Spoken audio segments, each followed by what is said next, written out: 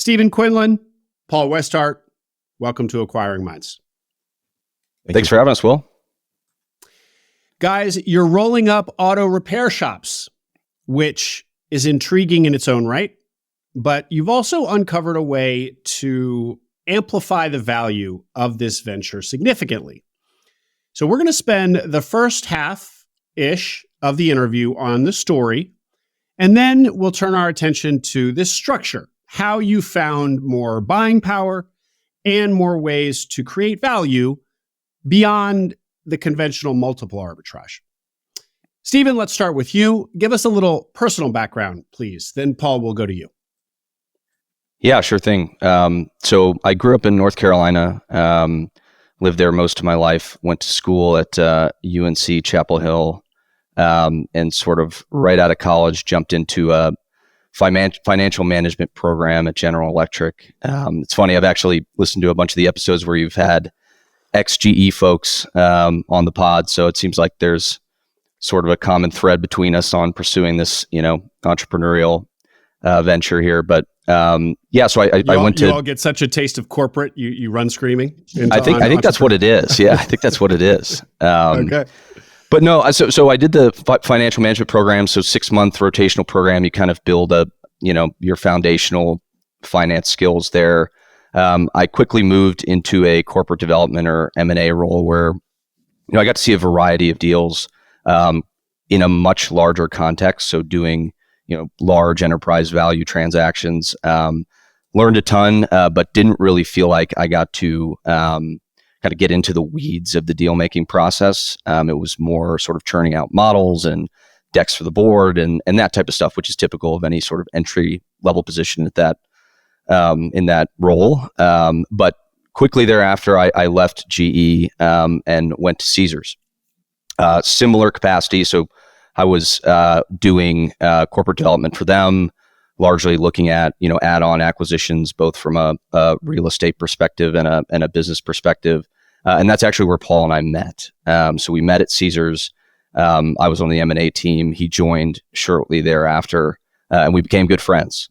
He was on a rotational program at the time. Obviously, I'll let him go through his background, but he was there for a few months. We became good friends. And then after, my tenure at Caesars, I moved on to a healthcare company. My goal, throughout that trajectory of my career was to really get to earlier and earlier stage companies where I had kind of more long-term upside, learn a bunch at these larger companies, get to an earlier stage company, that provided that long-term upside, was my goal. And I hadn't really thought much about doing, what everyone's calling entrepreneurship through acquisition. Didn't even know it existed. The idea originated from Paul, and he can kind of describe where that came from. But have always sort of been a risk taker, and knew in my head at some point that I wanted to kind of be in a position to control my own destiny in that way. And so when Paul and I were kind of on the phone during COVID and we were all working from home, kind of he mentioned this idea of, hey, there's this really interesting opportunity and a really interesting credit product connected to that could allow the two of us to, through a self-funded way, create a totally new career for ourselves. And so I got really excited about that, and that sort of kicked off our search. And we cast in kicking off our search a really wide net, and I'd say we spent the better part of a year just looking at opportunities and seeing what's out there. There wasn't a whole lot of focus on any particular geography or industry. I think that kind of gave us a little bit of a leg up in terms of what we were looking for, and we knew we wanted to be self-funded. That's the other thing; it was never really on the table to pursue any of these other avenues, traditional search fund or something similar. We wanted the cap table to be made up of two people, Paul and myself. We could kind of dig into why that was, but we weren't really constrained by the idea of having to get equity investors over the line on certain deals that we liked. And then obviously post-close, we wanted to be in a position to kind of have our decisions impact the bottom line, diluted, 50% as we're set up. So that's kind of how we ended up where we ended up. Stephen, Caesars meaning, what is Caesars primarily? What would you Yeah, call it? sorry. A gaming business, a casino business, a hotel business, a tourism business?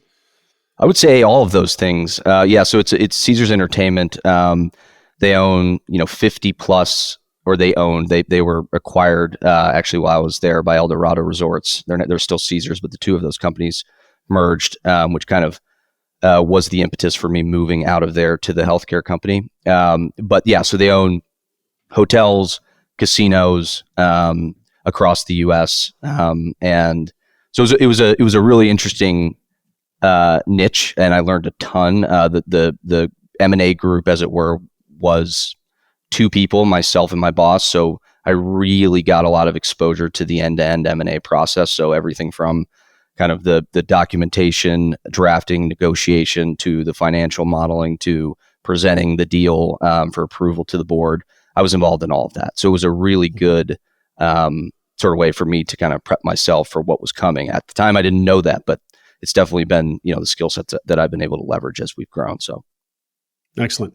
Paul, I want to hear your backstory as well, but first, just the pitch to Stephen was what? It was there's a financial product, a loan product that will enable us to set ourselves on a different path for our careers and have exciting careers. What? I'm butchering it clearly. What did you say to Stephen? Yeah. I had taken an entrepreneurial acquisition class in business school, and the concept really resonated with me. This idea that you could go out, buy a business, run it yourself, have all types of control over it. And so when I pitched it to Stephen, I said, look, why don't we go out and buy a business? Trades at 2 to 4 times multiples. We can make them pencil. And he said, sounds great. Where are we going to come up with the money? I was like, I've got the answer. It's in the form of the SBA. And that really kicked off a learning process for us in terms of figuring out all the different ways you can structure 7A, 504 loans, using essentially sliver equity from us, and being able to control all of the equity ourselves. Okay. Thank you for that, Paul. But now rewind a little bit further and give us some personal background on you. Sure. From Southern California originally. Went to the University of Southern California. After that, went to go work on a Wall Street trading floor at Merrill Lynch, focusing on their foreign exchange spot and futures. Did that for a couple of years. Went to go work at the Robert Wood Johnson Foundation in their endowment office, focused specifically on their hedge fund portfolio. So allocating, they had roughly $10 billion in capital they were allocating it to the most effective hedge funds we thought possible. I did that for 3 years. It was a 3-year rotational program, at which point I was told to go to business school, and applied to a number of places, got into Columbia, went there. And that turned out to be a pivotal moment for me. That's when I took an entrepreneurial acquisition class, as I mentioned. Really, really thought the concept made a ton of sense. But like most people, graduated, took the least risky path, and went to go work at Caesars Entertainment.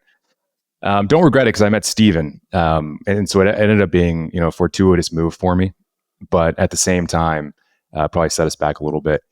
So it was 3 years. 3 years in a rotational program at Caesars. One of those rotations was in M&A, where I met Stephen, introduced him to the concept, and went from there. And I think at the time for us, it was always Caesars corporate. It makes sense. But after COVID, it turned out it wasn't really the safest bet. Every week it was, round after round of layoffs, and kind of thought, why don't we take control of our own destiny? I know it's going to be risky to buy a business, sign an unlimited personal guarantee, but at the end of the day, we have full control for our futures. Let's go for it.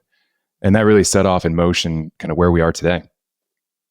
And Paul, what was it that do you think that gave you the nudge to finally do this? Because you'd been attracted to the concept immediately from that class. Was it COVID? Was it meeting Stephen? Was it seeing layoffs around you at Caesars? All of the above? Why that moment? The pivotal one, I'll have to admit it was meeting Stephen. I think Stephen has a bias for action that is very, very powerful. So when I pitched it to him, it was like, okay, let's go. I think within a week and a half, we were in Northern Nevada looking at an auto repair facility. Shortly thereafter, we were looking at multifamily. So it was, I'm kind of an idea guy, and he is very much the energy behind it and getting it moving forward. So that was it. And yeah, the other ones certainly helped push you over the line. COVID, kind of just boredom of corporate America, and the idea of doing that for another 30 years just wasn't compelling to me. So that was kind of the impetus for it. Cool. Well, interesting that the one being pitched ended up being the one really driving. Usually the one being pitched has to be convinced, but it sounds like, Stephen, you flipped the script, which is a theme in the story of you guys, as we'll get to. Great. So you decide to search, and you had said, Stephen, just two of you on the cap table, even not wanting to raise equity you, of course, you can raise equity for a self-funded search. Didn't want to do that either. Was that just to retain as much equity as possible, to have as much autonomy as possible, all of the above? How did you guys think about that? Oh, well, you're already, of course, also being diluted by 50% because you're partnering, so you're sharing half the economics right there. Yeah, 100%. I think it's a couple things. One, I think we just didn't want the constraints that tend to come with bringing on other folks into the cap table. And so what that meant to us is, both as part of the search, we wanted to be in control of the business that we found most attractive. And I think specifically as it relates to auto repair, I think it's generally speaking not the most attractive market out there that people kind of view as something that won't be around in the long term due to kind of all the existential threats from EVs, at least as all the headlines read, and we can kind of get into our view on that. But our approach was, look, the deals that have the most hair mean the cheapest multiples and the most upside. And so we didn't want to really have to be constrained by getting those equity investors over the line. That's one. And two, we wanted to be the decision makers ultimately. Everyone who takes on equity is going to have some sort of governance structure where the major decisions are run up the chain and then pushed back down. At this point, any decision that's made is made by the two of us. And not only does that, do what I said earlier, which is kind of give you that feeling that the decision we make is impacting the bottom line, diluted 50%, but it also just, avoids a situation where you're having to move slowly because you're waiting for that approval. And that could sometimes be, killer. So tell us a little bit about the search. You're based in Vegas at this time, and you haven't decided on auto repair yet. You're open-minded. You're really wide open. So take us through the process of searching and specifically narrowing down on this thesis that you arrived at. I can start with a few of the things we were looking at. I think predominantly geography was big for us. We wanted to be in the Mountain West. It's really business friendly. You've got really positive demographics. A lot of people from California, Washington, Oregon are moving into those areas. So that basically for us was Idaho, Montana, Wyoming, Wyoming and Utah. And so for us, it made a lot of sense to look there. We also wanted to be in a fragmented industry, one that wasn't dominated by one key player. I think in our particular industry, the biggest 50 players account for something like 10% of revenue. So there's just a ton of room for us to play there. And we wanted something that had pretty simple operations. Steven and I are coming from casino backgrounds with pretty limited experience as it relates to operations. We didn't want to get involved in something that had an engineering focus, anything that was really heavily dependent on one person. And that led us to a number of industries, but the most compelling one that kept coming up, because there were always businesses for sale in the different geographies we were looking for, was auto repair specifically. And did you have to go through the rationalization that you're going to convince us of, that this was an industry that, despite the headlines, had real legs to it? Or, did you have to convince yourselves? Because we all reflexively are like, well, that's an industry that won't be around forever because EVs are going to eat it. It's funny. I vividly remember Steven asking me one day, he's like, are we auto repair guys? And I sat there, I was like, I don't know. I mean, we can, maybe. But no, look, I think because of that, you've got some pretty competitive valuations in those. So you can pick them up at 2 to 3 times pretty routinely. And I think sellers are open to that type of multiple. and are realistic about the prices they're going to sell for. And a lot of the deals we've looked at, even the ones that aren't off market, we're just not paying premium multiples. And there's no sellers. I don't know that there's many people actually competing with us as we look at these other shops. I think 3 of the 4 should have just been us making an offer and getting it done. Mm-hmm. Mm-hmm.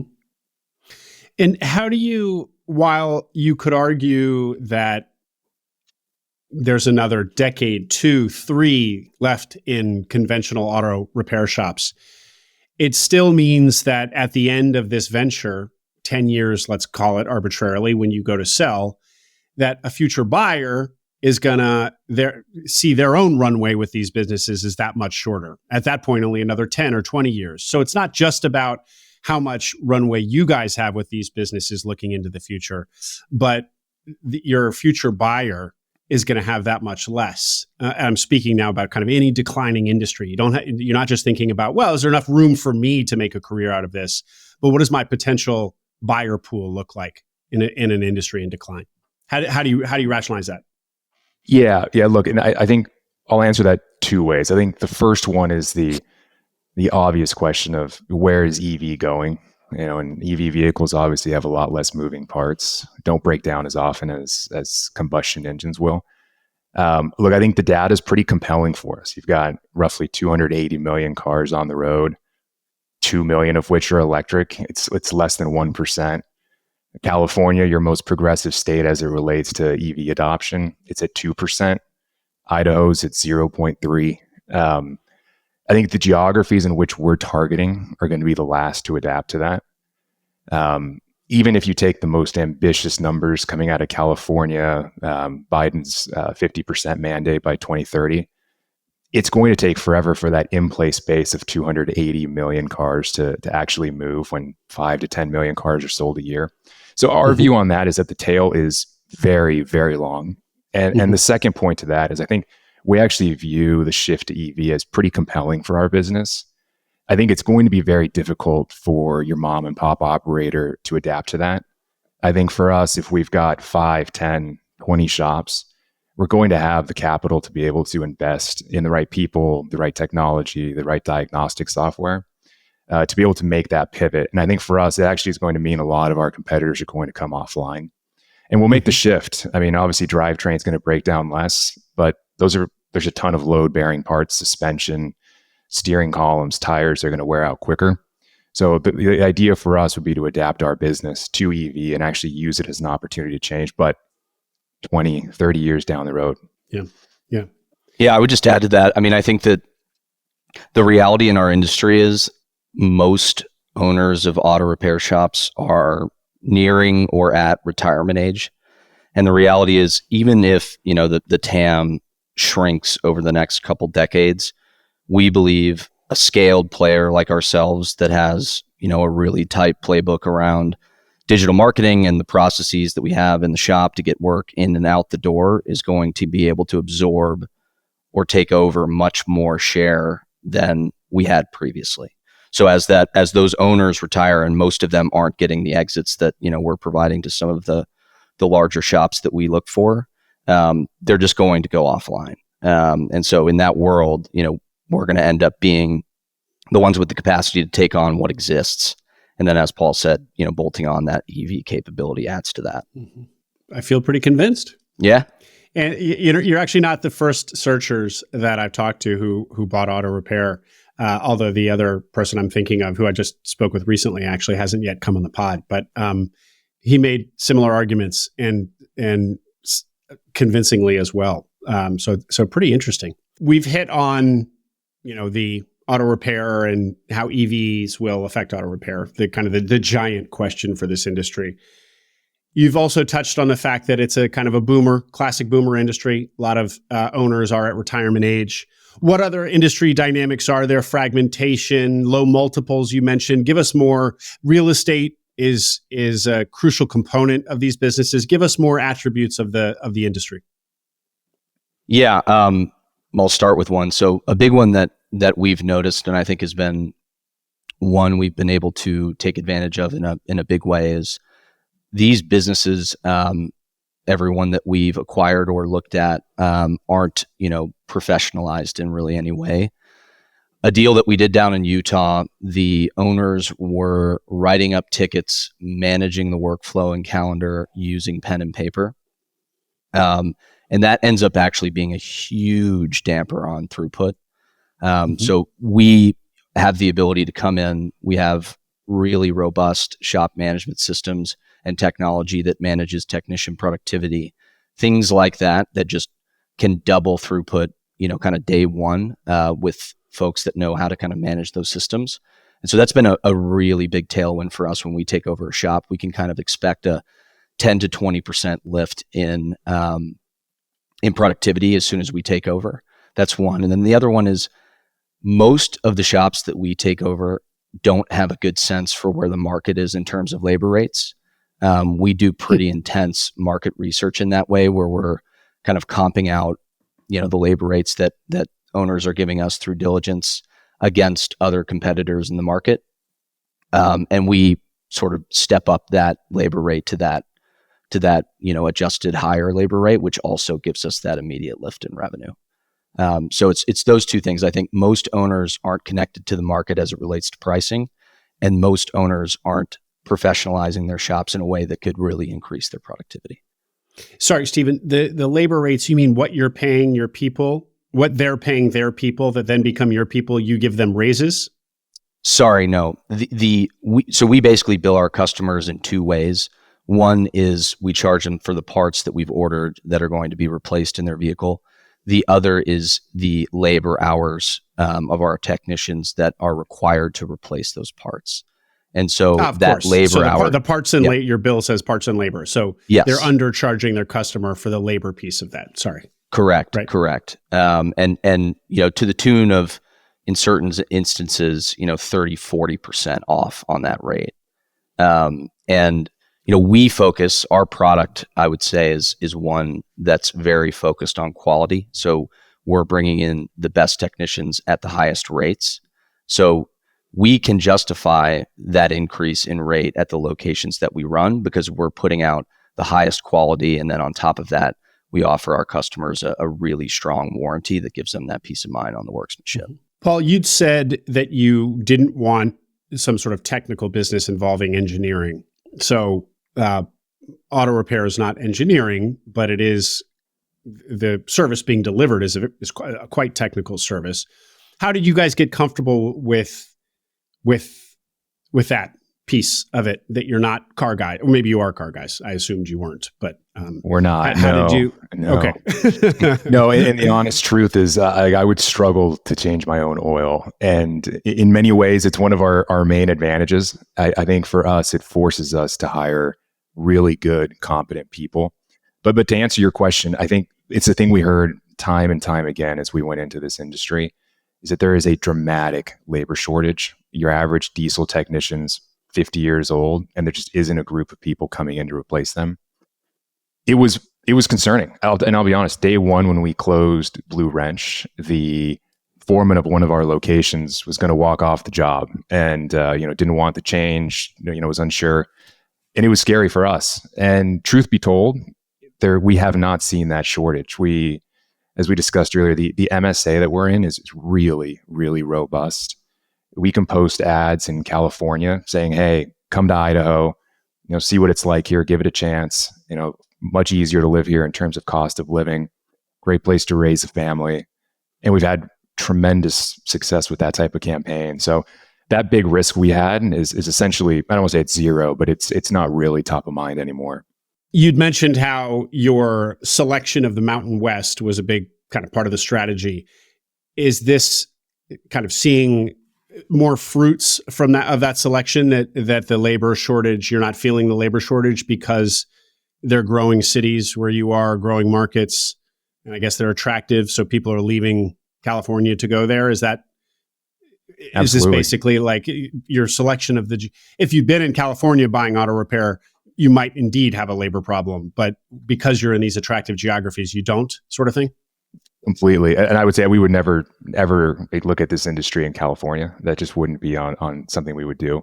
But certainly, no, we have a robust pipeline of people at this point reaching out to us to join us, really skilled mechanics from kind of across the western half of the US. So no, I think it's certainly our thesis coming into play. Yeah. No, I would add to that. I mean, I think what I mentioned on the labor rates will kind of facilitates not only a retention mechanism, but a recruiting mechanism. So by increasing those labor rates, essentially the way we're billing out, or the price at which we're billing out the time of our technicians, we're able to bring folks in at above market rates. So with those, attractive compensation packages, we've also had a ton of success bringing in top talent. And we're winning talent. I mean, it's not guys who are jumping from one independent shop to another. We consistently get talent from the dealerships. And I think by all accounts, those are the places where technicians make the most money. But, at this point, given, where we're able to be on labor rates, the quality of work that we put out, the culture that we've worked really hard to put in place, we get guys from dealerships. And then it's a very, very small community in the sense that the technicians, especially in Idaho, they basically know each other. All of they have. It's a very tight knit community, and so when you start to get that momentum around the culture that you've built, the strong competitive compensation packages, and we've also added medical benefits, simple IRA matches, things like that I don't think are standard in your average mom and pop repair shop. That message kind of travels quickly. And we've had a ton of success through simple referral processes and things like that as well.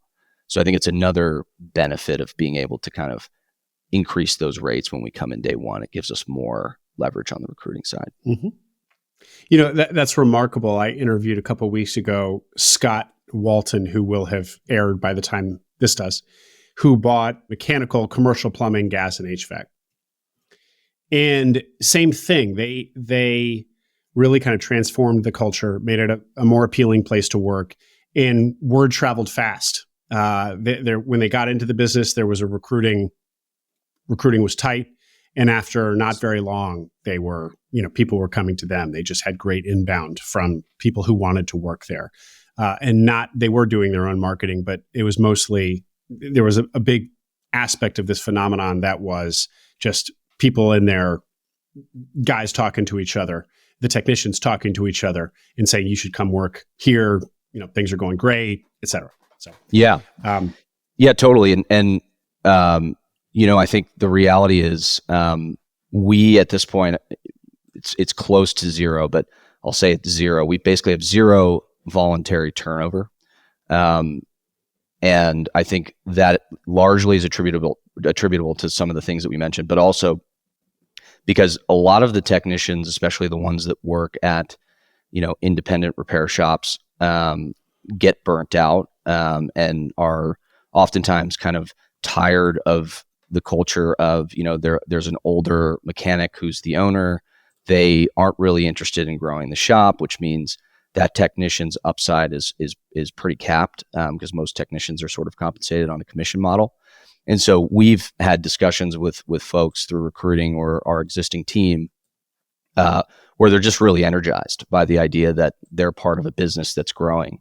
And so their opportunities aren't just limited to, hey, I'm going to be a technician at this shop for the rest of time. There's opportunities to be foreman, there's opportunities to be shop manager, there's opportunities to be regional manager down the road, all of these things that didn't exist for them, even at the dealership, but certainly at, an independent mom and pop repair shop. And so I think that's a kind of another driver of why we've had successful recruiting efforts. And I think that is a theme I've heard from guests before, that new energy meaning a new owner brings new energy, brings excitement, brings career possibility for the existing staff where maybe they saw none before under the old owner. Right. And I would just add one more thing, which is we reinvest a lot into making our shops, state of the art. So that includes, bringing in lifts, tools, scanners, all sorts of things that are going to facilitate the team being able to do their jobs more effectively, which for them means more money in their pocket. And I think, again, it's a trend with independent repair shops for sure, that cash is kind of going into the owner's pocket. And when the technicians and the team kind of see, hey, we're really excited about reinvesting into the shop and making your jobs easier and listening to the types of things that you tell us you need from a CapEx perspective. I think that's something that they really appreciate and kind of keeps them around. It's some really easy wins there. I mean, when we took over Blue Wrench, they didn't have a single swamp cooler. Idaho gets really hot in the summer, and they were forced to wear pants and long sleeve shirts.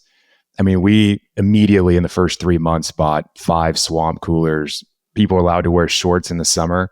Morale ticked up noticeably immediately. I mean, so some of this stuff, it's not rocket science. It's just being thoughtful about how you reinvest and the needs of your team. They are a phenomenal team, and we kind of do everything we can to make sure we can retain them.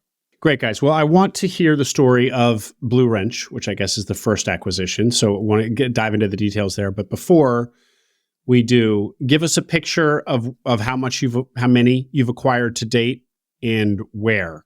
You're in Idaho now? You're in Boise? We're in Boise. So our Blue Wrench was our first acquisition here in Boise. Then we bought Eagle Auto Repair. And Blue Wrench was 2 locations. So you've got 2 plus Eagle Auto Repair. And then we bought GNR Diesel, which is in Utah. And then we have a 5th location that we'll be closing on here in a couple weeks. Also in Utah. Which is also in Utah. But I thought you've done 5 total. I just added, my math just got me to 4. Oh, so it's maybe because Blue Wrench is 2. Yeah, so you got 2. It's 5 locations. Oh, yeah. Right. Sorry. Yeah. Blue Wrench is 2. Then what was the other one? GNR, and then GNR, Eagle Auto Repair, and then Eagle. 5th one, undisclosed for now, but it'll close in 2 weeks. Yeah. Thank you. Great. Okay, so let's hear about Blue Wrench. Why? You said you were looking throughout the Mountain West. You kept seeing auto repair shops for sale, so there were the lots of pickings there. Why this one? Yep.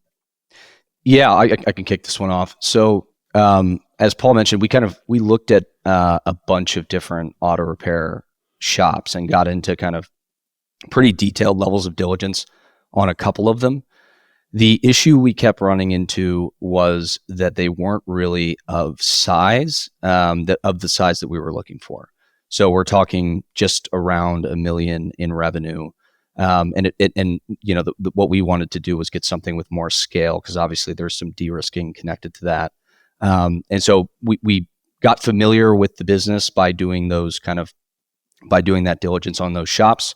And a opportunity in Boise, Blue Wrench, came on Biz Buy Sell, and we reached out to them. So there was a couple things that had us attracted to that one. Your typical auto repair shop is just general automotive. They're working on kind of mostly passenger cars, that type of thing. And these shops were more focused on fleet and heavier duty. And so we really liked that when we were looking at it high level, because we thought the recurring nature of that fleet business was going to be a really good thing for us to step into and get our bearings as owners of the business. They had some really big names in there that were really strong customers. Nothing that was kind of a concerning amount of concentration, but definitely meant that, when there's a downturn, you're going to have that recurring business. And we also thought, relative to the general automotive side of things, there's going to be a longer tail on that heavy duty diesel business. And so that is kind of the way we formed our thesis on this Blue Wrench opportunity. And obviously there was 2 locations instead of 1. So you have a little bit more personnel that you can shift around and things like that. So that was kind of high level how we formed our thinking on closing on Blue Wrench. They also had go ahead. Yep. Sorry, just the 2 locations were same types of vehicles, same types of labor, every kind of same business, just spread across 2 locations. Mm-hmm. Yep. And they also had active managers in place at both locations. So Steve and I had the thesis that we could go in there and focus on more of the high level decision making, versus some of the other opportunities we were looking at where we'd have to step into a service advisor capacity, actually selling to customers, where we knew we'd be out of our depth pretty quickly.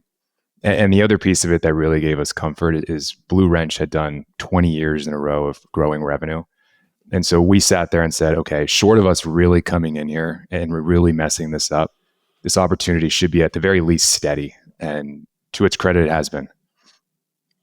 It's interesting that Blue Wrench had been so successful because it was Blue Wrench, Stephen, that was pen and paper.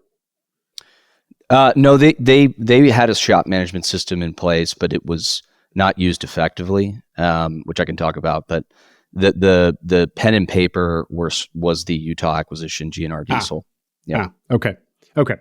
Well, it sounds like it was Blue Wrench was a real outlier that many of these shops. So for the audience, educating them on this industry, hard to crack $1 million. A lot of these shops that you'll see on Biz Buy Sell are going to be $1 million or less. So what do you think Blue Wrench had done so successfully to keep growing revenue well beyond that kind of ceiling? The truth is, the truth is that it was really a supply and demand equation. So there just aren't many shops of the size that exist that Blue Wrench has. So it's a large 12-bay shop that has the lifts with the capacity to handle these larger vehicles. One, and two, the technicians to be able to work on those. They're really hard to come by, the ones that work on heavy duty diesel. And so, it was an opportunity that meant, we're going to be able to have sort of a competitive moat here and go out and win more fleet business. There's really one or two other options in the Valley. And so they kind of were able to grow just by definition, the fact there was a ton of demand for their service and not a whole lot of competition. And to date, we're probably the only people in the Valley that can actually lift an RV. And so your option is to go to the dealership who's going to tell you you're 6 months out, or you can come to us. We're probably 3 to 4 weeks out, but we're going to be slightly cheaper than the dealer, same quality, if not better of work, and we can get it up in the air. So it's a big differentiator for us. And the same applies for any heavy duty fleet with vehicles over 20,000 pounds. There's just very few who can handle those lifts. They're really expensive. I mean, you're talking $50,000 plus for a 20, 30K lift. Mm-hmm. And you were treating this as your platform acquisition, I assume? So this was going to be a bigger one, maybe, and subsequent ones might be bigger or smaller, but this needed to be of a certain size because it was going to be the first of a roll-up, right? Yeah, it's funny. We kind of originally started off saying to ourselves, maybe we do want a smaller acquisition, a smaller shop, get in there, learn the business. We're not taking a ton of risk on a personally guaranteed loan at a much smaller size. And so that might be the right answer. We very quickly kind of changed our thinking on that front. And that's why we went on this search for a much larger acquisition, which was Blue Wrench. And yeah, it's definitely the one that we viewed as kind of the platform acquisition that would be the starting point for our roll up. And, my view through the whole process was we want as soon as possible to get into something. And the reason for that is my view was at the time, you're not going to get that really solid off-market deal with no experience and not being in the industry. It's being in market, understanding the players, talking to the suppliers, all of that sort of thing. And that actually kind of led us to our next acquisition. So you're not going to get those off-market deals until you actually get in industry was our view, which turned out to be true. So. And why did you decide, though, against a smaller business? You were entertaining it and then decided against it. Was it just quality of business? You basically wanted to get into something that was going to be of higher quality as a business? I think quality of business is a big one. I think, on a risk perspective, I think we were looking at a total wipeout in either scenario. And so if you're going to have that as your downside, you might as well go for something of scale. And so that was kind of the thinking that led us to the larger acquisition. And as you get there, you just got better processes in place. You've got management in place. You get better pricing from your vendors. There's just a number of things that start to snowball the larger you get. And so that was kind of the driving force for us to go to the $2.5 million purchase price. And it's also the leverage on the labor. So one of the shops we looked at, for example, has 3 technicians. They're doing $1 million a year, 3 technicians. For whatever reason, if we come in there and one of the technicians leaves, you basically lost a third of your revenue overnight. And so, in the context of Blue Wrench, we had something closer to 13. And so that's a much more manageable situation, than would be kind of having 3 technicians. So that was kind of our thinking as well. And Blue Wrench having this kind of, as you said, competitive moat or niche in with these lifts that can lift really heavy vehicles, does that then dictate that you need to kind of remain in this niche going forward, or not necessarily? You could look going forward at a passenger type auto body shop, passenger car type auto body shop. It's a great question. And I think it's something that we struggle with, I'd say daily, in terms of what direction we want to take our portfolio. I think, look, there's highly compelling reasons to stay in the fleet game. It's recurring revenue. We're essentially the only player in town who can handle it. There's downsides. We don't get paid for 30 to 60 days on a lot of those things. It's really hard to find parts for RVs, for some of these heavy duty vehicles. They can be back ordered for months. And so we look at it and we compare it to some of our other businesses that are cash pay. And we look at it and say, hey, look, we've got 12 bays in our Meridian location.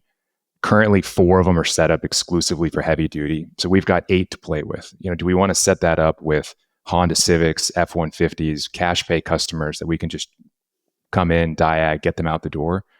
Or do you kind of go for the lighter duty fleet business that Amazon and businesses like that are going to have? I don't know that we've come up with a compelling answer.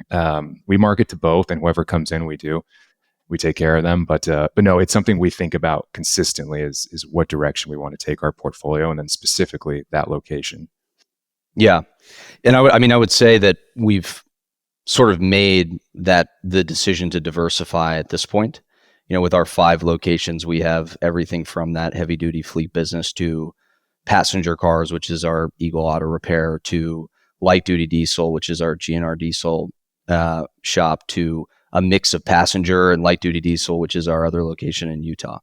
And I think it works really, really well. We have seen months where, Blue Wrench, the heavy duty fleet business, is kind of the leading group in the portfolio, and then other months where that's down for one reason or another, and passenger car business is up. And so you kind of end up hedged across the portfolio in a way that kind of makes the months more normal, which I think works out really, really well. And I think that was part of the thinking behind, as soon as we got into this acquisition, got things stabilized, moving pretty quickly into another location. So that diversified our revenue, 1, but 2, gave us scale as it related to, labor and things like that. We had the ability to shift technicians around when folks were sick or using PTO and that type of thing. But overall, I think the way we've gone is this diversification play, and it's worked out really well. Well, for the listener who will hear your success here and it might pique their interest about this industry, you've done a good job here of kind of pros and cons of each passenger car kind of niche versus fleet and heavy duty niche. For a first acquisition by a searcher, do you come out really clearly one or the other, that the best first acquisition should be X or Y, or you could argue either way? I would say, as it relates to our specific portfolio, I would say Blue Wrench wasn't the easiest acquisition. Now that we've done several, and maybe it's because it was the first one, and that skews your thinking a little bit. But we've discussed it several times. Eagle Auto Repair would have been the easiest acquisition imaginable. They have management in place. The processes there are fantastic. They're rock solid. The team has little to no turnover. Culture in place there is best in class. It would have been a very easy first acquisition. In some ways, I'm happy it wasn't, because I think you get spoiled by that. And then you come into another shop and it's like, oh my goodness, what have we gotten into? Whereas, Blue Wrench was a pretty solid acquisition. It's, as we go through these other ones, I think we've kind of got some battle scars, and we know how to solve a lot of those problems that come up. So I'd say probably want to go with an Eagle Auto Repair, which is passenger. Yeah, my recommendation, if someone was interested in the space, is to it doesn't matter so much the revenue mix of the business that you're buying as it does the size of that revenue. I would highly recommend that you go try and find a shop, and these aren't, kind of a dime a dozen, but a shop that does somewhere around 2 million. It's just critical to have that that scale that kind of reduces the risk around all of those other things we talked about. And I don't think you can go wrong between fleet and passenger vehicles, but it's just really about that size.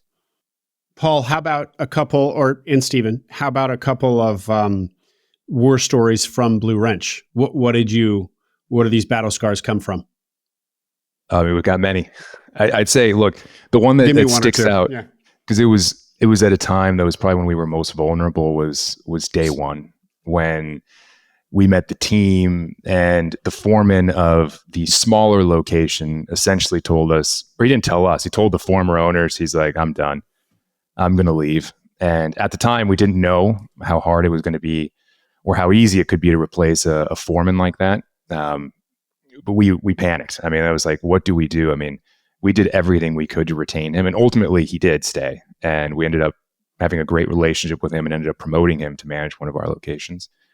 But that was one that really struck out, because I remember going home that day and like, Steven, what have we done? I mean, this is exactly what we didn't want to happen. I don't think we upset anybody, but, just change as a concept was something he wasn't comfortable with. So that's one where, now when that happens, I wouldn't lose sleep over it. But on the first acquisition, that was a tough one. Yeah, I mean, I would say we got really lucky with the Blue Wrench team.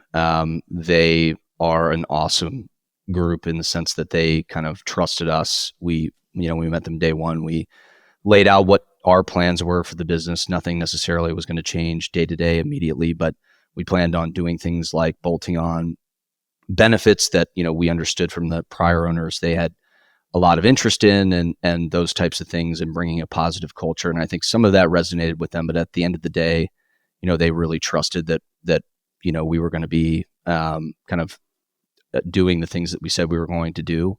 And we're super thankful for that, obviously.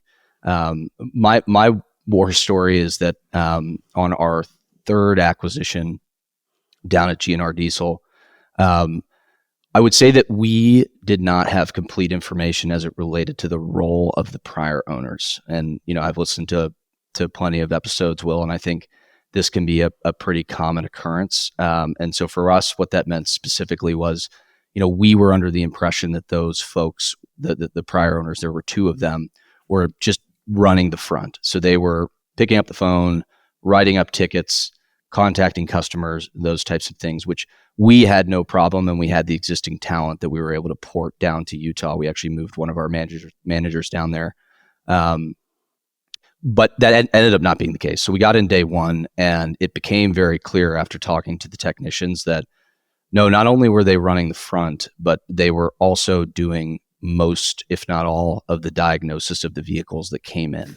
So the technicians that were in the shop were basically taking orders from those two and kind of just replacing or hanging the parts based on the diagnosis from them. They were really experienced and skilled diesel mechanics, but kind of assured us that wasn't, it was few and far between where they would actually go in the garage. Turned out not to be the case at all.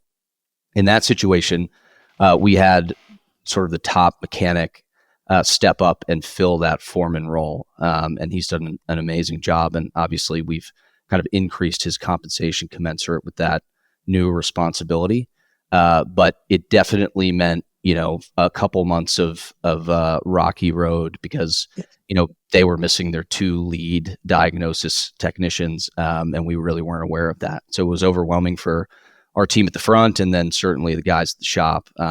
But we were able to pretty quickly get some additional talent in the door to kind of help at the front, and then also promote the lead technician there to a foreman role. And he's done a fantastic job. So that was kind of the other big war story. Mm-hmm. Paul, I liked how you put earlier that you've spun this not being car guys thing to an advantage, that it forces you to invest energy where you should, which is not developing skill under the hood, but developing skill in finding, retaining, and placing talent. And that is a skill. And that's really it's strategic. It's really only you guys who can do that. And the better you can get at that, it's just a very high leverage thing. And I'm not sure people think about, maybe they do, but maybe newbies don't think about hiring and kind of recruiting and retaining and figuring out, especially in a business that's going to require some technical know-how, where you're going to find those people or who on the existing team you're going to promote. All of that is not something that necessarily comes naturally to somebody doing this for the first time. So it's a skill to cultivate in oneself. And I really like that you framed it that way. Your lack of ability under the hood forces you to cultivate this skill where maybe you wouldn't have given it the attention it deserves if you knew the first thing about cars. Absolutely. We see it all the time. I think a lot of, and exactly what Stephen was talking about at GNR Diesel, it is really hard for an owner who knows very high level diagnostics to not go into the garage and do high level diagnostics. And now you're second guessing your team. You never really empower leadership in the garage. It leads to trouble. And we have seen that time and time again. I mean, that was at Eagle. It's the exact same issue, GNR, as he said. And then at our other shop that we're looking to acquire in a couple of weeks here, it's the exact same thing. It just keeps occurring. Whereas for us, we're forced to make really targeted hiring decisions. And the truth is, it's kind of the one thing that can really sink us is having the wrong people. And so we've spent a disproportionate amount of time on hiring, training, making sure we give all of our people the right tools to succeed, and then letting them go and letting them run, giving them targets to hit and see where we go from there. Yeah. Guys, how did you talk your Blue Wrench foreman back from the ledge?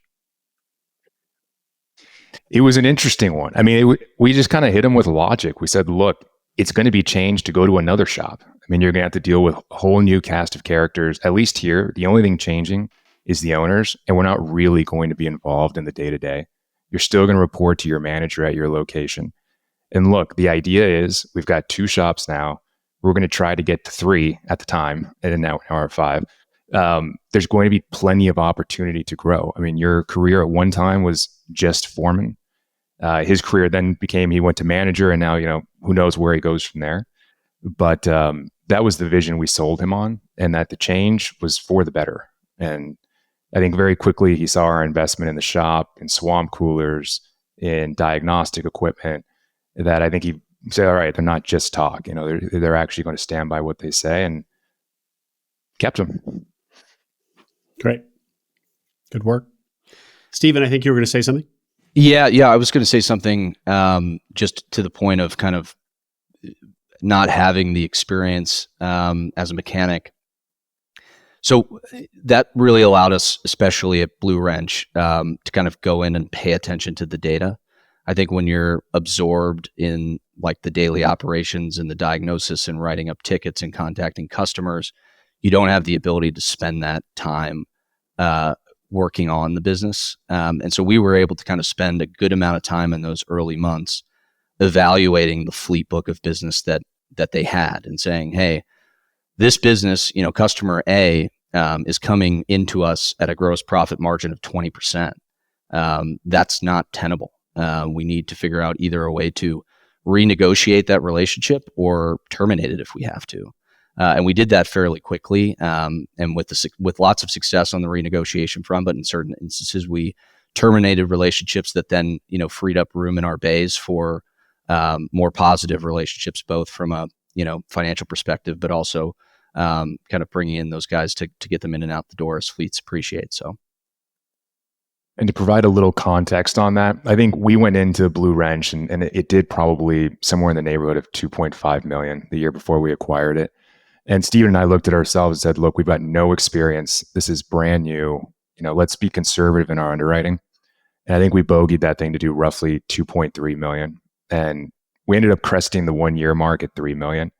And it's doing exactly what Steven was saying, just doing the simple things right. Unprofitable fleets, gone.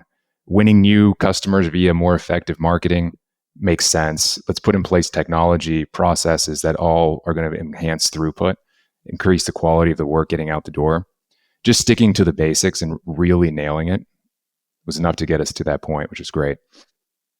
That's fantastic. And where do you think that 3 might grow to? We're probably looking at around 3.4. I'd say this year. Great. Yeah. what is the 5 acquisitions? What's aggregate revenue across the portfolio today? Yeah, it's high 7 figures. Okay, guys, I want to start turning our attention now to the kind of the structure, how you're putting all this together, which there's a lot to say about. Anything more to say before we get into that on the businesses that you bought? Yeah, I think that as a listener to your podcast, I came across the episode of the two guys with the trucking school, and I think one of them made a really good point that resonated with us. And at this point, we've gotten pretty much scientific around it as it relates to our systems and optimization, which is blue collar business and specifically auto repair have very transparent operating metrics, surrounding performance. And so it was really easy for us to come into a business that we really knew nothing about and understand what good looked like and what not so good looked like. So, as I break down the two sets of or two categories of employees we have, you have service writers at the front, and they're very clearly measured on and paid on revenues sold to customers. Great. That's an easy metric to kind of compare month to month, year to year, and to have, transparent conversations with them. And then the same goes for technicians. It's the hours that they bill and the amount of time they spent in the shop. And so if they're billing the same amount of hours that they're spending or clocking inside the shop, they're at 100% productivity. And so you want to manage towards that and hopefully get above that, because that means that they're sort of making outsized wages and you're making, the labor hours on top of that. So for folks kind of thinking about blue collar businesses, this is what we really like, is the simple nature and straightforward nature kind of the operating metrics. And I think it also provides a level of transparency to the employees as to kind of how their compensation is going to work and look. It's a great point, Stephen. And I remember it was Tyler and Bob Boniface who bought the trade school in North Carolina. And I remember them making that point. I'd forgotten it until you just mentioned it now. They were drawn to blue collar for a variety of reasons, buying a blue collar business. But this was one of them, that really you can measure the inputs and outputs really precisely in a way that in white collar businesses you can't. So really kind of, just like you said. So understanding where there's inefficiencies or where things can be optimized, or basically just understanding overall performance becomes way clearer than in, say, white collar business. Really, Totally. Really interesting point. And so it sounds like you guys are experiencing that, have found that, would echo that. Great. Yep.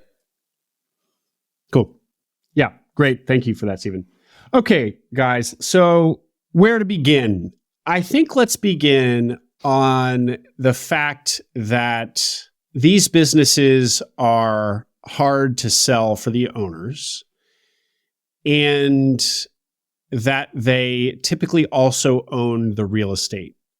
Does that tee you up to kind of enter into this into this structure that you've devised? It does. I might take a step back real quick, just sort of provide the context on our first deal, which I think then lends itself to the subsequent discussion around how we've adjusted our approach to structure. Perfect. So, as Paul mentioned at the very beginning, we knew that there was this SBA product out there, the 7A product. In our early days, that was sort of all we talked to anyone about and all we really felt applied to what we were doing. We kind of assumed that, if we're doing a business acquisition, we're going to use 7A paper, and, that's at some point going to run out, given the $5 million cap that they had on it. So as soon as we go into Blue Wrench, you kind of realize, all right, this place is stabilized. We're in a position to start the roll up and do additional acquisitions. You run up against a bit of a wall in the sense that basket runs out pretty quickly. And in our first transaction, and we would like to have this one back if we could, we actually included the real estate as part of the purchase using the 7A product. And so a lot of that capacity was used on the first deal. It was really advantageous in the sense that including real estate in the transaction using 7A allows you to term that note out 25 years as opposed to the typical 10. So we really liked that aspect of it. But what we didn't realize at the time is that would limit, especially being self-funded or not willing to take on additional equity, that would really limit our growth thereafter. And we actually ended up in a position where, before kind of learning about the alternatives, where we had multiple deals in the pipeline in underwriting, and got a phone call from our bank basically telling us, hey, it's one or the other. You don't have the capacity to do both of these on 7A. And so you've kind of got to cut the cord in one of these situations. And to us, that was unacceptable, one, and two, meant that we needed to kind of investigate alternatives, which sort of kicked off a lot of research and discussion kind of in the world of what else exists out there. Obviously, there are conventional products that exist for this type of thing, but the reality is they're sort of mezzanine-like products that are extremely expensive, and in several instances include, equity features that, again, we weren't really willing to take on. And so we had some discussions with several bankers across, Idaho and Utah as to what our options were, and that sort of kicked off the pivot into this new structure. And I'll pause there for a second if there. Yeah, that's great. Thank you, Stephen. So just to be absolutely clear for people, as everybody listening, or most people listening will know, the 7A SBA loan is what we use to buy small business, and it has a total of $5 million of available debt. So if you're thinking about doing a roll-up where you're going to buy a lot more, that's going to require a lot more debt over the term of this venture than $5 million, you're limited. And so then as you said, Stephen, you look to other loan offerings by banks, conventional loans, and you didn't like the look of those because they can be rather expensive or maybe require some kind of equity, giving up equity. So you kind of felt a little bit stuck there. So just want to make sure I repeat back to you what I'm hearing to make sure I got it right. Were you? Totally. Did I have that right, Stephen? Okay. Yep. Then just the other thing to double click on that you said was the 25-year amortization. So if you buy a business that has real estate as well, and the real estate component of the overall acquisition represents 51%, more than half, just half or more, a little over half, that it could be 51%, then the entire loan becomes a 25-year loan. So far better, lower monthly payments, longer terms. It's almost like you're mortgaging a business, and that's very appealing. And that's actually what you guys did, and so that was good. But you ended up using a lot of this this $5 million than you would have preferred, because now you've got that much less left, and you're looking at doing a lot of these acquisitions. So you're going to bump up against the end of that $5 million real quick. Good? Totally. That structure, we thought at the time we were brilliant because we had combined we'd gotten it termed out 25 years. But as Stephen said, it was a poor use of our very limited SBA bucket. We would have been much better off doing a 7A loan for the operations entirely and then doing a 504 loan for the real estate. It just uses much less of your SBA capacity. It's a 40% guarantee versus 75 on a 504. And then the other miss we had, which Stephen didn't mention, is we put 10% down on that deal. We kind of thought that was the way these were structured. And you can actually use a seller note from that's on full standby. The bank, at least the bank we were using, will treat that as equity. So we put 10% down, which in our case was something like $300,000. Would have much preferred to have put 150 and taken 150 note. And I know the seller would have taken it. So a couple of misses on that first deal, but we learned and we adapted going forward. Mm-hmm, mm-hmm. And just to be clear from the personal story here, so you guys each put in about 150 of your own money into this to get things going. Yeah, thereabouts. Correct. Yep.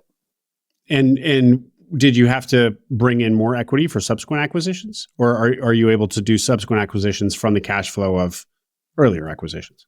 All balance sheet cash. Yep. Wow. Cool. Well, I'm sure we'll maybe get to that again. Circle back to that. Okay. All right. So conventional debt isn't the answer to your problems. What is? Yeah. And so just to put, I also want to talk about the timeline because that's highly relevant as well. So when we did the Blue Wrench acquisition, this was April of 2022. At the time, I believe the prime rate was 3.5%, somewhere in that range.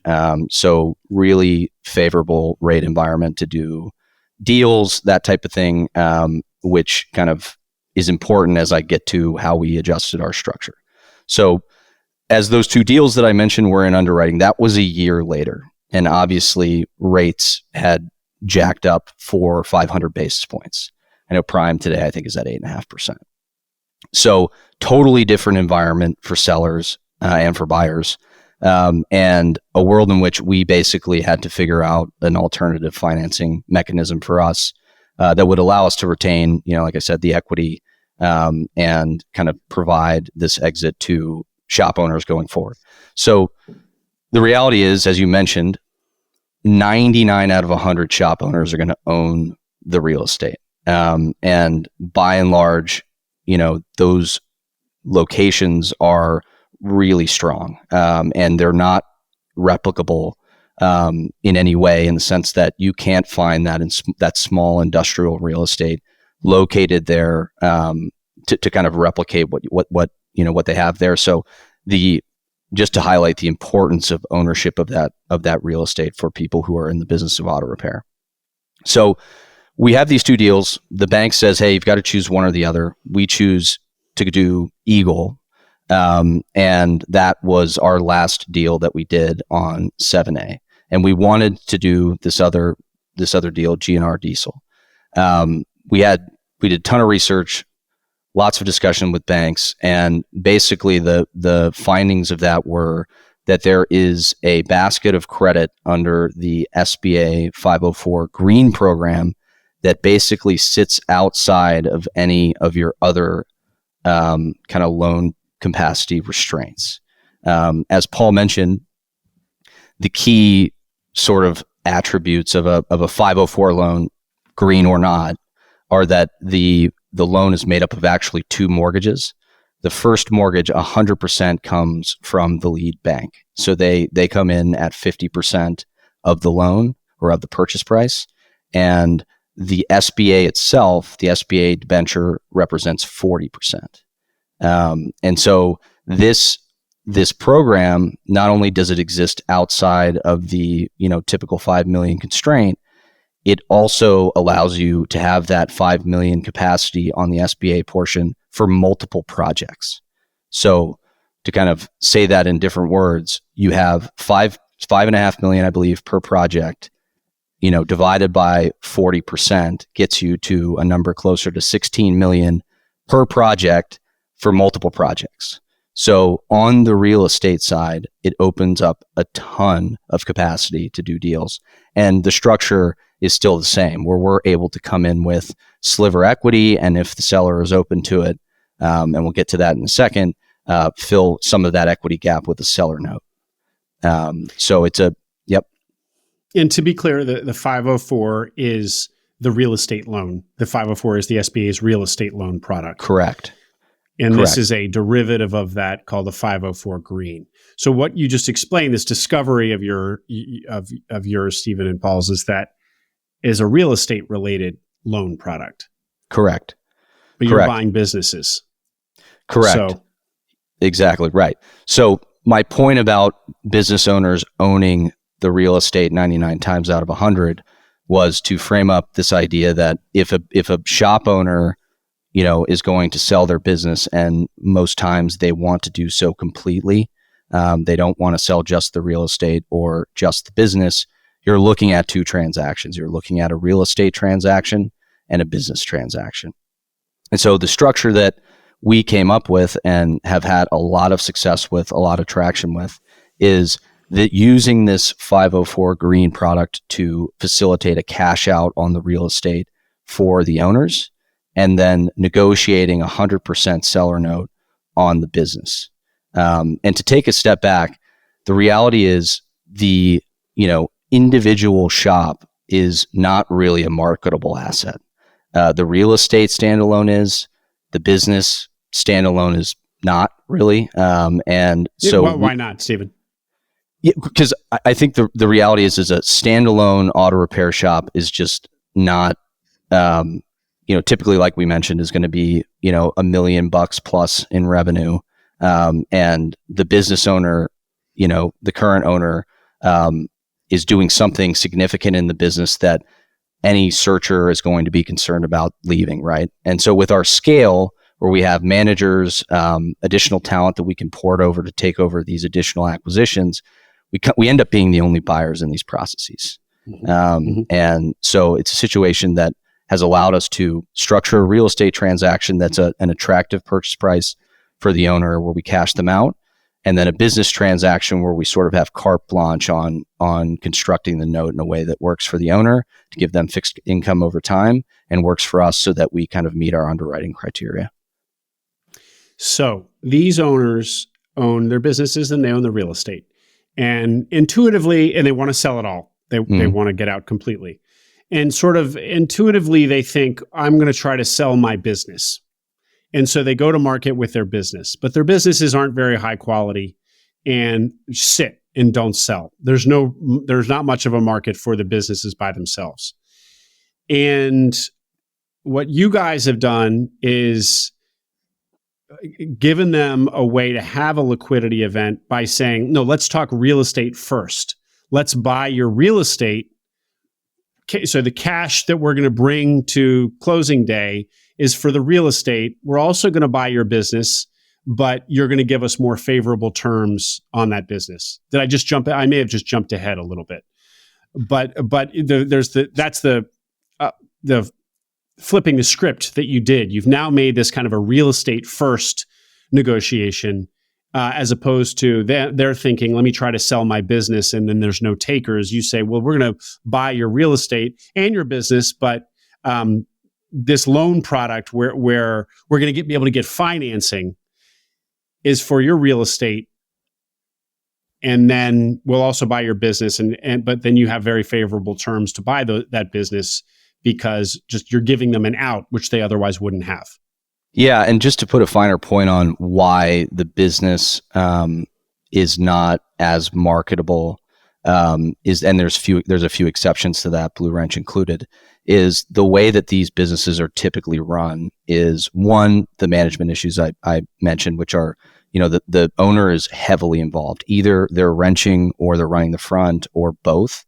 There's that issue, but the more difficult hurdle to get over if you're coming at that deal with 7A is lots of those owners are running personal expenses, all kinds of things through the business that make the deal unbankable, especially at a size where you're at like $1 million plus. And so the way that we get comfortable with that is we obviously own 4 of these. Let's just use this example of the 5th shop where we've run this exact structure. We own 4 of these shops. We know exactly the margins we need to get. We know what the car counts look like. We know what labor rates are going to be. It's pretty formulaic. And so we don't need, to get a whole lot of comfort on their financials as they exist. We just need to understand how many technicians you have, what the car counts look like, what are your labor rates, and those types of things. And we can kind of replicate what we know we can do. And to kind of put some context around it, the GNR diesel shop was initially listed on the MLS. And so you get a lot of investors who will look at that and say, okay, great property, great location. What's the lease look like? And there is no lease. And the seller is going to want to actually sell his business. He's going to need to use that real estate if he wants to sell the business. And so when you pitch that to the investor and you say, look, there's no lease, but there will be, it's an unknown credit quality, unknown tenant, unknown term, everything, it's just not marketable. And I think we come in there and fill a pretty unique need where we can buy both. We just need the seller to play ball as it relates to providing a pretty sizable seller note. But in exchange, we can pay him top dollar for both. Mm-hmm. Sorry, and why is it that the real estate can't sell on the MLS? It could sell, but I'd say in that particular example, the seller is going to want to also sell his business and get cashed out on that piece. And he's going to need that building because the buildings in our industry are critical to what we're actually doing. And so you can't sell the business and say, hey, I got a customer base. You're going to need to find a lease somewhere else and port all the lifts over. So they go hand in hand in our industry. And so that's where we can really provide a pretty elegant solution to them. Mm-hmm. Yeah, and just to go back to the point that I made on, the timing and interest rates, what this allows us to do with, being able to kind of negotiate terms as we see fit on the seller note, and then having a real estate loan that are going to have significantly lower rates than you would on a 7A. I mean, I think 7A loans now are north of 10%. And so to get a deal to pencil in that world is really, really difficult. But for us, where we can get below market interest rates on the seller note and then competitive or low in this environment interest rates on the real estate because they're fully secured, you end up, with a much more favorable cap structure than coming in with 7A paper, taking out the business and having to pay rent. So the rate that you're getting on the real estate is less than what a lot of what searchers get on their SBA loans because it's secured by the real estate. This is maybe basic to real estate people, but educate us. Yeah. To the tune of 300 to 400 basis points delta. So our average interest rate on a loan today will be, call it 7%. And if you go to get a blue sky loan, a 7A loan, those are going to be prime plus 300. So you're going to be looking at 11.5% money. So our seller paper that we negotiate is either, commensurate with the rate we have on the real estate or even lower than that. So we have rates that are, what you would have assumed were deals done back in, early 22, late 21. But they're just because we negotiated those rates to get the deal done. Mm-hmm. So let's to bring this home for people. Let's take an example. Let's walk through the numbers on an example if you can. Maybe GNR is the best one to do. Can you walk us through exactly what the numbers were and what the actual deal look like? Yeah, I'll keep it high level if you don't mind. Sure. But let's just say that the real estate was worth $2 million and the business was worth $1 million. So the way that ended up getting capitalized is we brought in a 504 green loan on the real estate.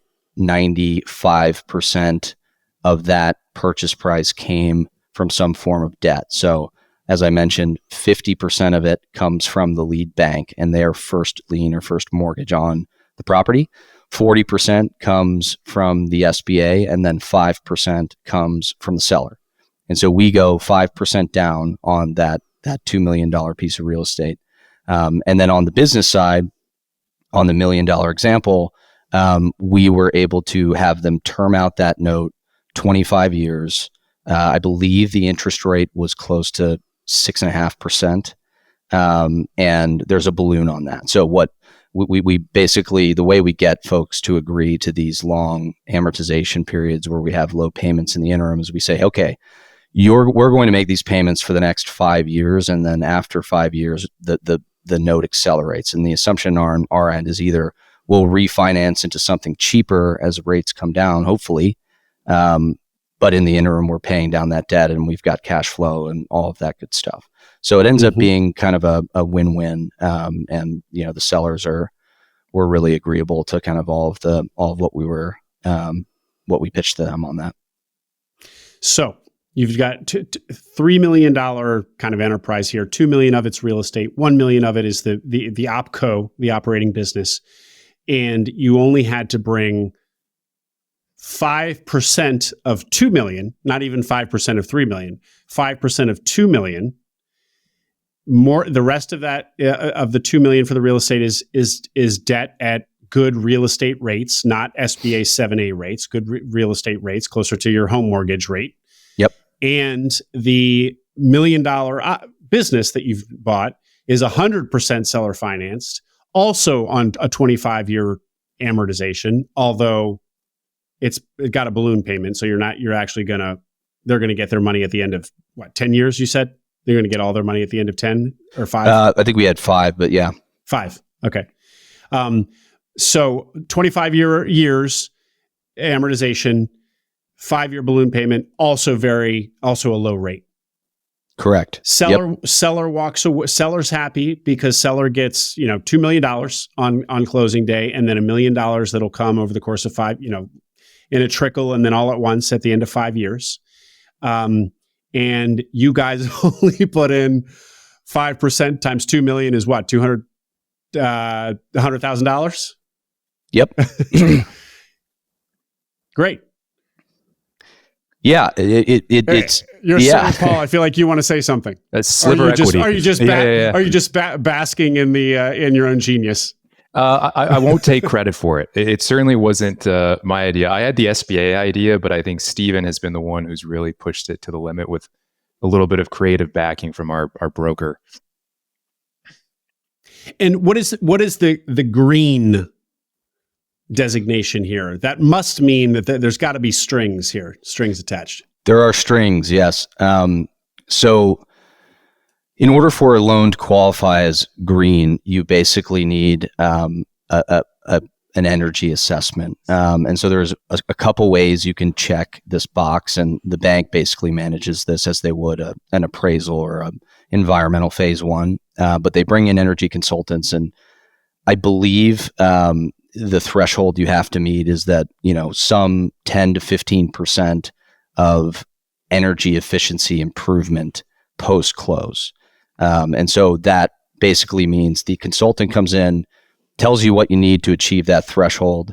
You do that, it gets rolled into the total cost of the project, and then you qualify for that loan.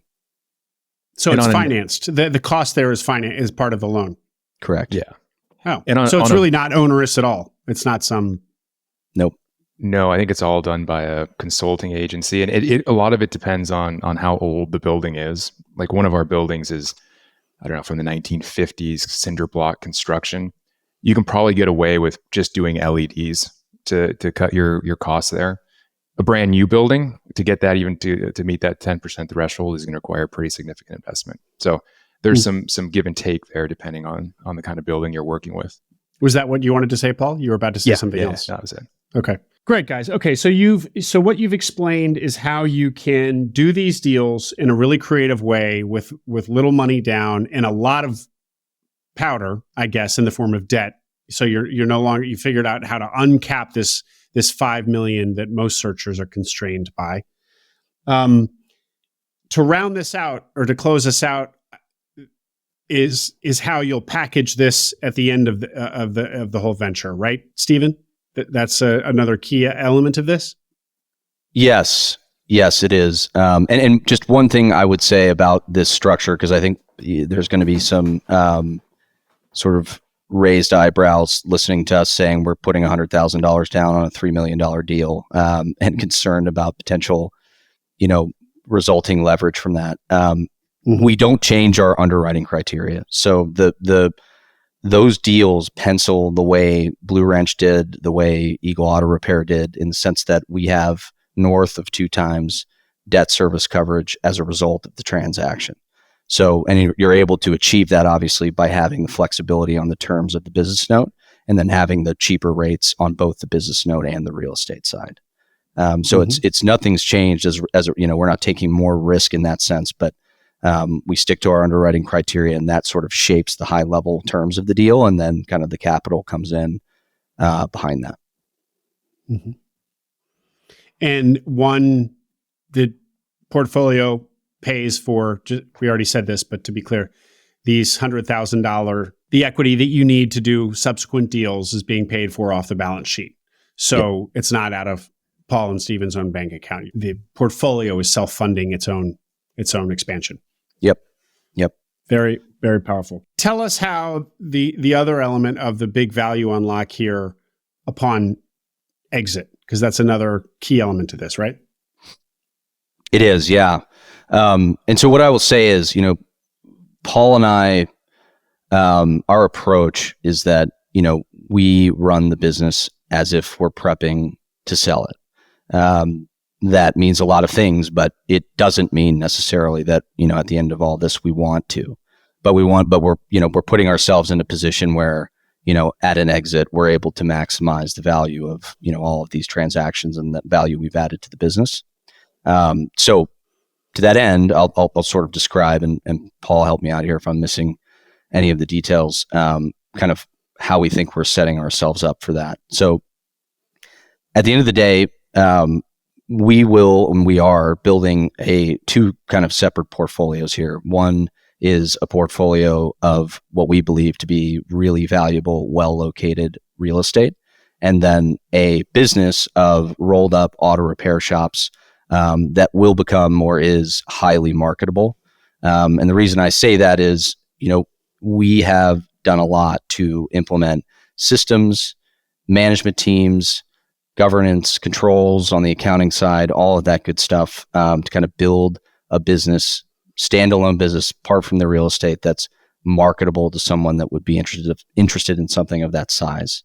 And so by taking these, what we call, onesie twosies that aren't really marketable, pulling them together, putting in the systems, the management, all of that good stuff, we've created something that I strongly believe is very marketable. And that goes without saying, obviously that's any roll up. But I think it's an interesting industry where we've done it. And there's, very few strategic players in the space, but a lot of opportunity to continue to do it if you have the capital. Anyway, Stephen, let me interject. That piece, which you've just finished saying, is the kind of conventional roll up. Correct. Buying onesie twosies, improving the businesses, and then realizing multiple arbitrage. You get in for 2.5 or 3x, and then you roll up 10 of them and you exit for something much larger than the multiple that you got on each individual business. So that's basically the conventional playbook that you just described. Totally. But in an interesting, unlikely industry. Exactly. And so, like I said, we've got this business that we've now created 5 locations that are sort of running as you would expect, with a sort of platform, kind of support functions and management team and systems and all that, and now a portfolio of real estate. So to get into sort of the way the math starts to work, right, is if you focus on the business side and assume we own all of the real estate of all of our locations, you're in a situation where you can sort of leverage this arbitrage between what people are willing to pay for business EBITDA and what investors are willing to pay for real estate rents. And so to give a very simple example, let's assume we have $5 million of what we'll call EBITDA. So it's EBITDA plus rent. So you have all of the earnings power of the business represented in EBITDA before you pay any rent. The idea is, to the extent that you can rationalize this, and we'll get into kind of the details of that, you can pull rent out of that EBITDA number and sell that real estate portfolio at a premium multiple relative to what you get on any business sale. And so what I mean by that is, let's assume small businesses trade for, anywhere from of our size, trade from 5 to 8 times, right? If you pull that rent number out of that EBITDA of 5 million, that's going to trade at anywhere from 15 to 18 times, right? And that's obviously highly dependent on the rate environment and things like that, but just for the sake of broad stroke example. So what you've done is you've given yourself almost, in certain situations, 10 turns on that rent that you're pulling out of that business versus selling that same number at, selling that 5 million at 5 to 8 times.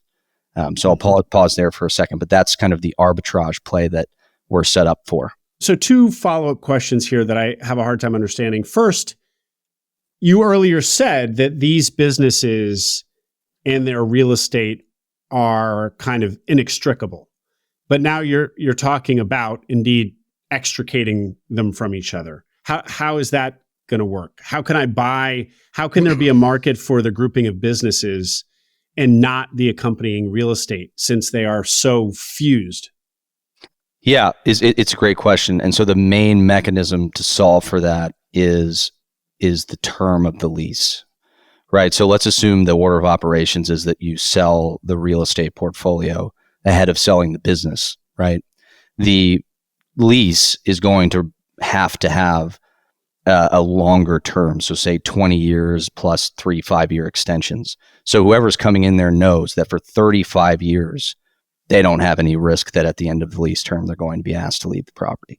And so you can set yourself up to mitigate a lot of that stuff by kind of selling the real estate first, ensuring that the lease represents something that's market that a buyer would sign up for. And you kind of mitigate that issue of, okay, at the end of 5 years, am I going to be out of a location here for my business? And I'll say, like, the reality is the business and the real estate attract two different kinds of capital. Most of the folks who are going to be looking at our business are looking for or have much higher return thresholds than someone who's buying the real estate. So real estate trades on what's called a capitalization rate, which is essentially a cash flow yield. And so that is typically between 6 and 10%, depending on the property and things like that. Whereas, folks, search funds, things like that, that type of capital that's chasing our business in theory needs something north of 20%. So you have two different buyers coming in here. And it allows you to kind of, partition the real estate, do that deal with real estate investors who are focused on that type of return, and then, focus the business on folks who are focused on that type of return. That makes sense. Mm-hmm. And you can only do that decoupling at scale when both portfolios are of a certain size. A portfolio of 5 or 10 body shop, auto repair shops, and 5 or 10 pieces of real estate. Totally. And that's where it gets interesting, right? Because it's like the larger you are, the more capital you're attracting.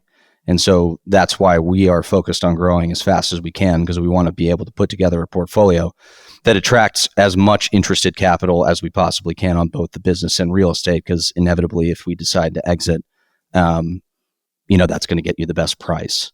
But it's just not going to be the case when you're a shop owner with a single piece of 6,000 square foot real estate, well located, but with a single auto shop. It's just not. That you're not going to be able to take advantage of that. And you guys can choose to sell these two portfolios, these two packages at different times. So you don't need to worry about the synchronization that so many sellers do, where they want to sell their real. You'll hear my guests say the seller only would accept me as buyer if I also took the real estate, because they just wanted to be done with it. You guys don't have to do that. You can sell one and the other. And indeed, it sounds like you would sequence things. So you sell the real estate first, and then you'd sell the opcos. Exactly. Yeah. You kind of focus on crystallizing the value of the propco. And then, you can either run that business as you have, and then eventually market it subsequent to that, or, shortly thereafter. But the important part is that you have now in place a marketable lease, and you're operating under that lease that you can then, in theory, if we were to decide to exit, go to market with the operating business. And I recall from the pre-call that you're also raising rent. So that's another way that you're getting kind of immediate value creation. Exactly. And, it's not like you just press a button, right? So a lot of the value that we're adding is increasing the earnings power of the business at those individual locations, so that you don't end up in a situation where you're over leveraging the business by putting, by increasing rent and putting it in an unsustainable place. What we've done is we've increased the earnings power at those businesses, which increases the amount of rent that they can reasonably handle that would be market. And typically, that's measured in what's called rent coverage, which is EBITDA divided by, rent. And so that kind of gives you a sense for kind of where you're at. And that number, I think most people like to see closer to 2 times.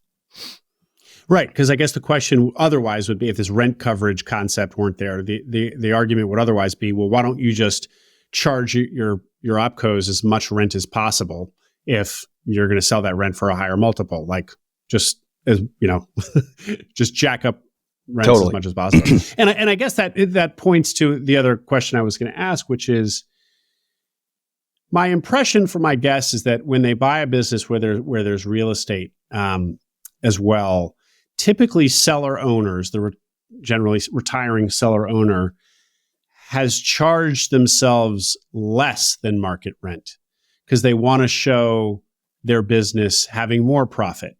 So But if what you're saying is that the multiple on that profit, they can kind of allocate where they want that profit. Either is it profit coming out of the real estate because the rents are higher, or profit coming out of the business because the rents are lower. You'd want to see more profit coming out of the real estate because real estate trades at higher multiples. So why is it that so often that owners, sellers are charging themselves less than market rent? They should be charging themselves as much rent as possible to juice the value of their real estate, which trades at a higher multiple. Right. Well, I would say two things. One, the devil's in the details on the real estate. So what I don't know is this a, towing business that just has a yard in the middle of nowhere where vehicles end up after they've been removed from certain properties, in which case, something like that is going to be, pretty easily replicated, versus our business where you cannot set up shop anywhere else. And so the earnings of that business are 100% facilitated by that real estate. So it's not a storage facility. It's not, whatever, because a lot of these businesses, I think, that's where the real estate comes in, is it's not necessarily where the earnings are happening. And so it's a little bit of a different equation. But in general, to the extent that, it's reasonable to assume that you're going to get, let's say even a 10 cap, right, which would represent a 10 times multiple. In my mind, it doesn't make sense not to move rent over or increase rent to the point where you get that premium multiple. And to your point about devil being in the details, and if it's just real estate that's, like you said, an acre in the middle of nowhere. In fact, your structure here, I guess, is there a takeaway for the audience in them looking at businesses that have attached real estate where they can do some sort of try to figure out some way that they can import what you figured out here into their own deals? Or is it very specific to kind of auto repair or any business where the real estate is almost intrinsic to the business? Could that kind of this only kind of work in that context? Or I guess really, what's the takeaway for the audience searcher? Yeah, I think you hit the nail on the head, which is, insofar as the real estate is intrinsic to the business as it is for us, it makes a ton of sense to do what we're doing, which is figure out a situation where you can, efficiently capitalize the deal, getting the real estate and the business, and then set yourself up to move as much rent as you reasonably can. Obviously there are lots of constraints on that, but as you reasonably can to that real estate business, because it just inevitably is going to trade at a higher multiple. Now bring this home. Say you do this over 10, you make 5 more acquisitions, and you've got a portfolio of 10 pieces of real estate, 10 businesses. How much value has been created? That's kind of open-ended, but put some numbers around this. I mean, what are we looking at here? Can you do that? Or is that too? I'm very curious what Steven's answer to that one is. Yeah. I mean, I think that, so let's just assume that where we are now at 5 locations, 10 locations is double that. I mean, I'll talk in very broad strokes here, but we'll be something close to 20 million in revenue. And on the business side, my view is that we'd be able to create 3 to 4 turns of sort of multiple arbitrage on top of just the growth of the bottom line number itself. And so that's a pretty meaningful number. And I think, going from where we are today and getting to that 10 shops is going to be a very heavy lift. I think we're right on the sort of cliff where you have to start to really build up that overarching infrastructure that supports those 4-wall locations, which, Paul and I do a lot of today. So a lot of the back office support functions, managing benefits, employees, HR, all of that good stuff, is a lot of that runs through us, and that's just not sustainable from where we sit today. And so, that means significant investment in that infrastructure. And then, when we get to that point, like I said, I think there's going to be a 3 to 4 turns of creation on that and some growth in the bottom line number.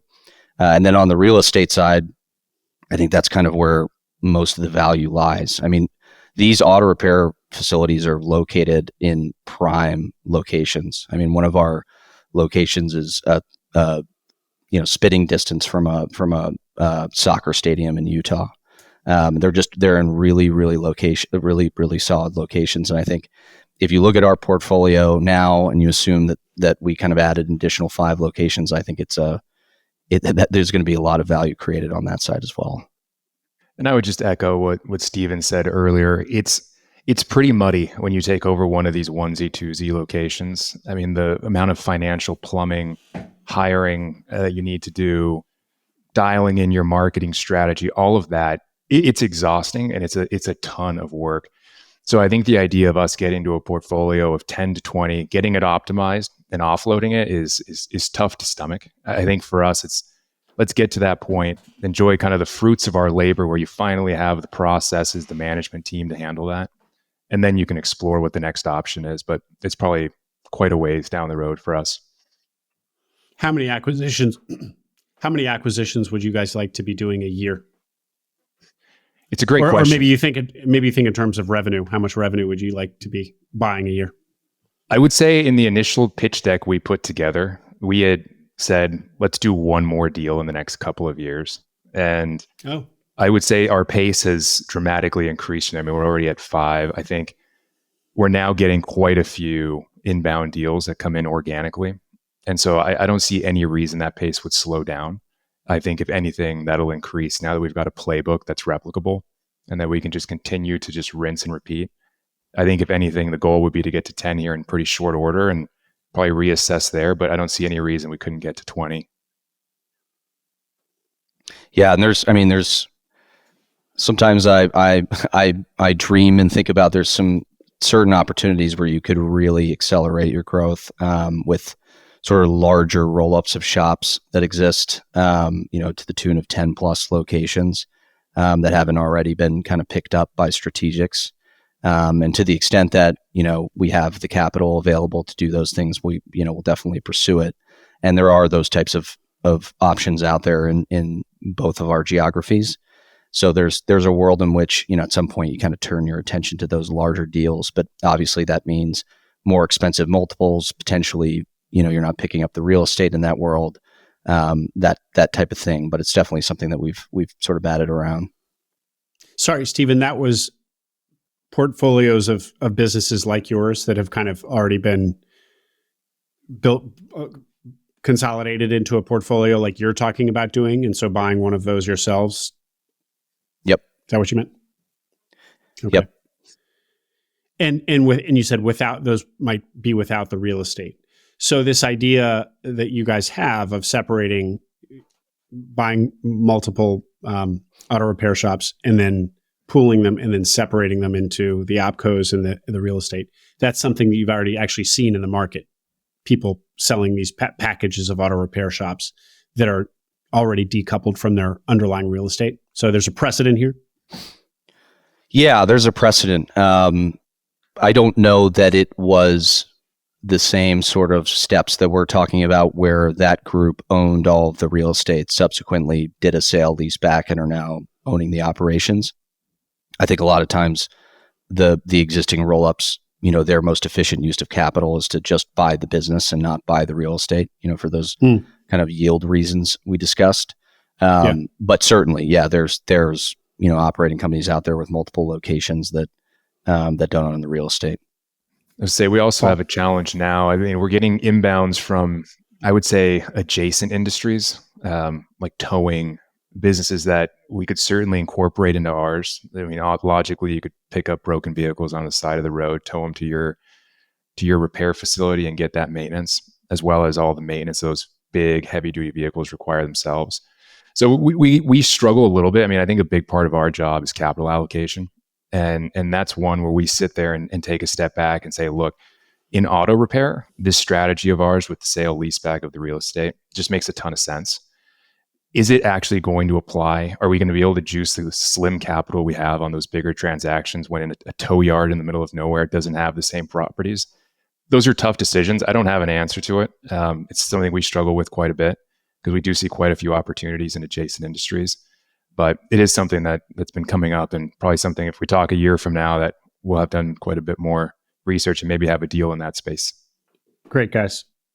And for the listener whose interests you've piqued, this opportunity, do you believe it exists in, you've already said you wouldn't go near this in California.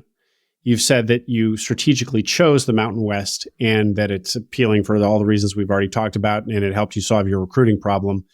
Do you think that other regions of the country, if somebody's not in the Mountain West, I mean, you've already got that locked, so you're not going to encourage them to go there anyway. But does this need to be in a high growth area necessarily, which the Mountain West is? Your playbook? I view it as just forgiving. We were able to make small mistakes, and you have this kind of tidal wave of people moving in that really helps us out. We lose an employee, we can replace them. I mean, the Boise MSA has grown 30% in the last few years. I mean, that type of change is massive for us and really allows us to absorb some mistakes we make here and there. I think your margin for error is a lot smaller if you're operating in a place like California where the market itself is shrinking. Those would be my thoughts on that, but still possible, and just certainly. To be clear, Paul, the reason you didn't like California for this business is because the population dynamics. That California is kind of population flattish. dynamics. Yeah, I mean, California's got a few specific issues related to them as it relates to our industry. I mean, they're basically saying electric vehicles by 2035 are 100% of new vehicle sales. That's going to require a waiver from the EPA, which in a Trump administration is looking highly unlikely. But that's a risk that we're probably not willing to take. Mm-hmm. Yep. Yeah, I think naturally the coasts, west or east, are going to be much fiercer in terms of competition. I feel like in some of these East Coast markets, I'm from North Carolina, there's auto repair shops on every corner. Whereas where we're playing, it's a good example of ours is Eagle. It's the only shop zoned for that purpose in the entire city. So you basically set yourself up in certain instances when you go to these places away from the coast that are not as densely populated to kind of have those outsized or asymmetrical, return options. Okay. Anything that we didn't get to? Do we feel like we captured the essence of what you're building here? I mean, more than the essence and the details. Yeah. I mean, I'll touch on the big one that impacted us. I mean, it's a big step jumping from, the comfort of W-2 into an entrepreneurial pursuit in the geography you don't know, industry you're not familiar with. We did it and it worked out so far well. And so I would encourage anyone who has kind of that entrepreneurial bend to pursue it. It doesn't have to be in a highly leveraged strategy like ours. There's numerous other pathways to entrepreneurship, but I would encourage those who are on the fence to give it a shot. Cool. Yeah, my point I'd leave with is I think a lot of folks, and we started this way, especially if you're sort of financially inclined or have the backgrounds that Paul and I did, you can kind of end up in this analysis paralysis situation where you're going to go through, hundreds of deals, never find that perfect one at that perfect price. And sort of my recommendation is find something and execute on it. Because you got to get started, and then the best deals, assuming you're doing what we're doing, which is trying to roll up a portfolio here, are going to come from being in industry. You're not going to win deals off market and things like that when you have no industry experience. And so I think that's been a big tailwind for us, is being in the industry, reaching out to owners and having that credibility and being able to kind of assure them that, we're not going to take their shop and run it into the ground. They know we have an existing operation. They can look at our websites. They can, talk to our managers if they like, things like that just really facilitate that growth once you've gotten into the business. Yeah. No, I love that advice broadly. The value of getting in the game. There's a lot of value of getting in the game, including especially if you're going to implement a roll-up or some sort of kind of programmatic acquisition, the sooner you can position yourself as a player in the industry, the sooner those those subsequent acquisition opportunities will present themselves to you. Totally. Yeah. Stephen Quindlen and Paul Westhart, thank you guys very much for the story and the explanation of how you're building this. Really, really interesting. Stephen, thanks for raising your hand to come on. I'm really glad we're doing this. Definitely a unique structure and episode for Acquiring Minds. If people want to ask you questions about what you're doing, do you have a preferred mode of communication? Yeah, mine is email. Okay. Happy to provide my email, and people can reach out anytime. Okay. Same. Paul, you same? Good deal. All right, Stephen and Paul, thank you guys very much. Thanks a lot, Will. Much Thanks, appreciated. Will. Bye-bye. I hope you enjoyed that interview. Make sure you subscribe to the Acquiring Minds channel below. We are now publishing twice a week, so tons of new interviews and stories to come. Stories that will help you along your own path to acquiring a business.